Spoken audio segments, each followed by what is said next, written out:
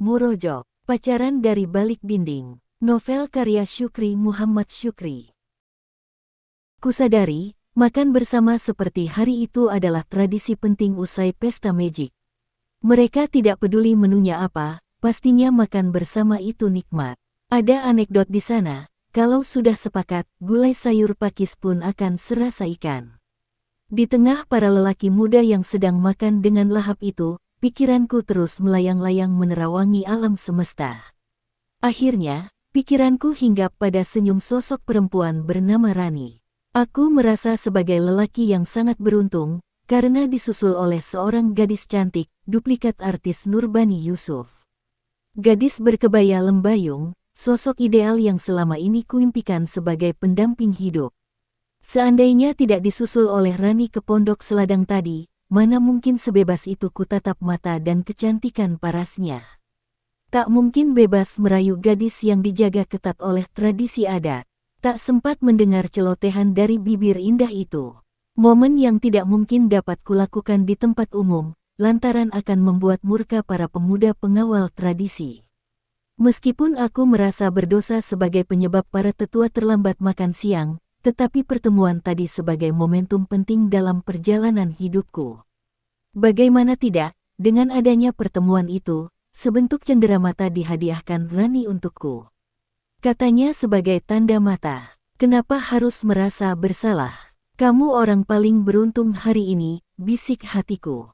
Benar juga kata hati ini, apalagi para tetua tidak ada yang memarahiku, kecuali Ali yang terus memandangku dengan muka masam. Lalu, Adi yang terkesan memojokkanku. Tetapi aku percaya, itu candaan khas seorang Adi. Tiba-tiba rongga hidungku mencium aroma daun gegarang dari cambung tembikar yang berisi menu masam jing. Selera makanku kembali bergelora, lambungku langsung minta diisi. Seperti kerasukan setan, kulahap menu makan siang yang masih tersisa di depanku. Enak dan luar biasa nikmatnya, dan ku tambah nasi sampai 3 kali. Tak biasanya tambah nasi, bisik Adi, lagi berselera, jawabku sambil menambah nasi untuk porsi ketiga. Sayangnya, cambung tempat ikan sudah kosong, yang tersisa hanya kuah gulai masam jing. Aku tidak peduli, nasi berbahan beras alas kebayakan ditambah dengan kuah berwarna oranye itu, bagiku sudah sangat nikmat.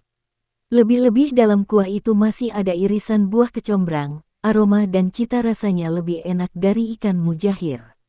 Benar katamu, ikannya nggak cukup, bisik Adi ke telingaku.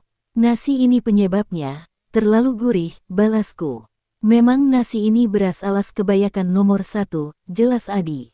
Nggak apa-apa, semua sudah kebagian ikan, hiburku sambil mencuci tangan dalam kobokan.